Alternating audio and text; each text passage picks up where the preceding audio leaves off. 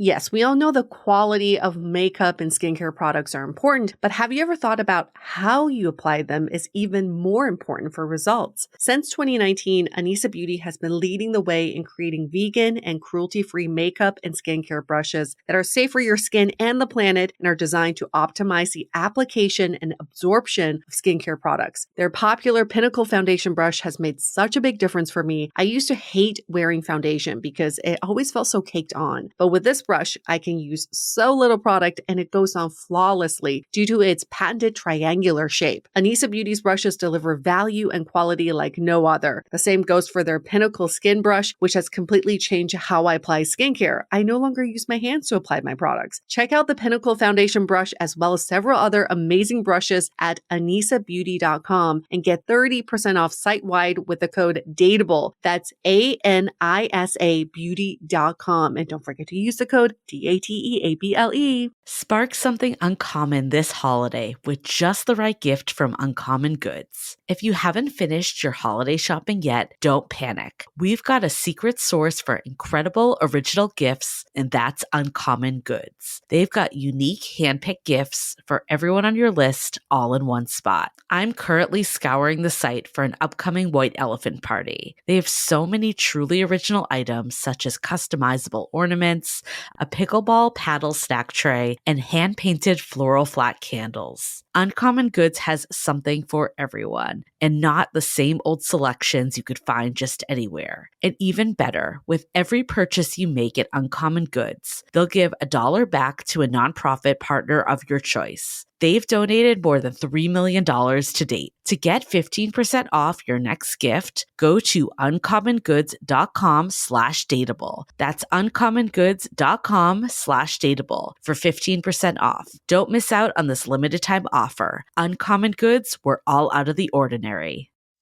Hi, I'm Yue Xu. And I'm Julie Krafchick. We're active daters turned dating insiders. Here to dive into everything modern dating and relationships. Welcome to Dateable.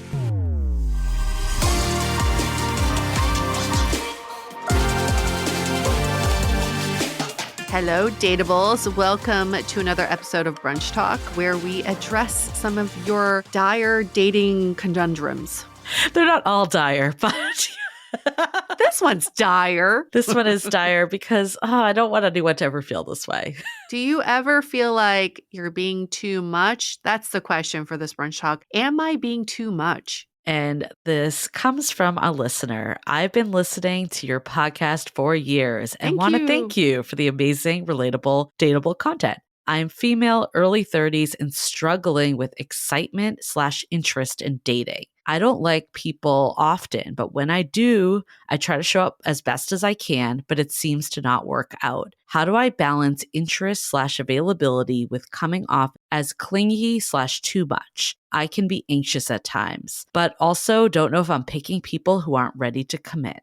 Great question. If you think you're being too much for someone, my first go-to is then you're not right for them or they're not right for you. For the right person, you're never too much. Whatever you think you're too much of, like the right person just embraces all of that too muchness. I feel like I can hear my own voice in this, like before we started Dateable, like very much feeling like something is wrong. Mm-hmm. I can't ever get to the past the third date, especially when I like someone, they somehow don't like me back. And I think a lot of this is, one, that it's a lack of confidence is where some of it's coming from, but also maybe like a realism on dating that like most matches aren't actually going to be there. Yeah. Like 99% of the people you meet are not going to be more. So instead of thinking it's something that you're doing and there's something wrong with you, just recognizing that it's an inherent part of dating is that you are going to go out with a lot of people where it's not the right fit. And that doesn't mean you're bad or they're bad. It just means that you weren't right for each other. My general rule of thumb is if I feel like I am suppressing a part of myself or I am forcing myself to self-regulate, like the whole, I can't come off too interested, but now I can show interest. If you're always trying to find that balance and suppressing the authentic sides of what you actually want to do, then you are not being true to yourself. Like I would say that's a reality check that whoever you're dating is not bringing out the most authentic side of you. And if you're feeling extra anxious around someone, yes, some of that could be your own stuff, but there are people out there who will bring out more anxiety in you than you knew existed. Oh, 100%. And that's your answer of whether this person's right or not for you. I think the anxiety is something really to hone in on because I agree. Some of it is coming from your own self too. Because I feel like for years, like I was just anxious because I didn't have the confidence to be like, this is what I bring to the table. And the right person will see that. Like I just felt like I needed to be liked by people. Yeah. And again, like there's something wrong with me if it doesn't progress. All not true, but that was where my mind was. And I think the anxiety piece, I had to really like rethink about that and like use some of the techniques actually that we have in our freebie for people. Anyone that pre-orders the books gets our guide to dealing with dating anxiety and really like immersing myself in what it meant to have this dating anxiety and tools and techniques to get through it. So that was like step one. Mm-hmm. But step two is what you were saying is you can only regulate so much. Like if someone really isn't showing up for you in the way you need to, then they are going to bring that out. And that's also a sign to look into. Like with my current partner, I never felt that anxiety. But then like a month earlier when I had this person that was like all in at the beginning and then pulled back, I felt it. But the difference was I could recognize, okay, I don't want to be feeling this way. I want someone that prioritizes me. This is a sign that this is not right. So maybe that's another way of looking at it. Instead of asking, am I being too much? The question is, am I allowing myself to be too much? Like, am I admitting to being too much for someone? Yeah. Because then you can see that you're not being true to yourself. I had someone I was dating where I thought it was like very fast and seemed like we were, really getting along. And I remember we went away for the weekend and I was like so excited to be at this place and I was skipping. And he said, why are you being like a kid? Stop being like a kid. And at that time, I thought, okay, I am being a little immature right now. I should probably just cool it down and be an adult, which is also funny because this guy was like 6 years younger than me. And then later, when I got into relationships that were healthy, I remember this little kid side of me would want to come out and I would like almost try to suppress it. But sometimes I couldn't. And if I started showing signs of being like a little kid, I remember subsequent partners being like, I love it when you have the excitement of a little kid. Yeah. I was like, oh shit, that's what it's like to be with someone who embraces all parts of you. I actually think that a lot of times we're anxious and it's not because we are too much, but it's because we asked for too little. Ooh, that's a good quote. I mean, looking back on it, this was the shift of, okay, I want someone that prioritizes me. Mm-hmm. So when you're asking for what you want, or at least putting that intention out there, if they aren't showing up that way, you can see that very clearly and use the anxiety as a guide, opposed to like, am I too much? Am I, suppressing parts of myself, or like, I shouldn't be this way? Like what you were just saying, like all of that, coming from this place of thinking too much when the question is, am I asking for enough? I love that because if you think about the flip side of you're asking, am I being too much for this person for them to be in a relationship with me, right? That's the question. Yeah. But imagine if you are in this relationship with them and you're asking this question, is that acceptable? If you are 5 years into this relationship and you're like, am I being too clingy? Is this a relationship you want to be in? I want to go in more too about like, where is this coming from in the first place? But then also like, how could you have the confidence to see like you're not being too much? But before we do, let's take a quick break to hear from our sponsors. Cuffing season, or as we like to call fluffing season, is here. Want to add some holiday cheer into the bedroom? Spice up your life with the natural power of cannabis with Via. Via has developed a unique blend of pleasure-enhancing cannabinoids, libido-strengthening herbs, and a medium dose of THC all into one mind-blowing gummy called High Love. And they just dropped their High Love bundle, which includes a pack of gummies and a vape, so you can unlock the full experience at a reasonable price. I am all about these gummies that make me me feel oh so good. I tell you, it's the real deal. And if THC isn't for you, you can still take advantage of their CBD line with products designed for sleep, focus, and energy that will keep you glowing all year long. So if you're 21 or older, head to viiahemp.com and use the code DATEABLE to receive 15% off. That's VIIAHEMP.com and use the code DATEABLE at checkout. Please support our show and tell them we sent you. Take your passion and pleasure to a whole new level with high love from Via Hemp. The holiday season is right around the corner, and I know the perfect gift that I will most definitely be giving this year. Osea's limited edition Super Glow Body Set. It includes 3 of Osea's best-selling body care products at an incredible value, packed in a box so beautiful you can skip the wrapping paper. This is gifting made easy. We've said it before on the podcast, but both Yue and I are obsessed with their new Undaria Algae Body Wash, which is part of the set. But all of the products in this set, the body wash, body oil, and body serum, feel like you're taking a luxurious trip to the spa. They just leave your skin feeling silky soft and unbelievably glowing. So maybe while you're at it too, you'll want to grab one for yourself. But hurry before this limited edition sells out. Give the gift of glow this holiday season with clean, clinically tested skincare from Osea. And right now we have a special discount for our listeners. Get 10% off your first order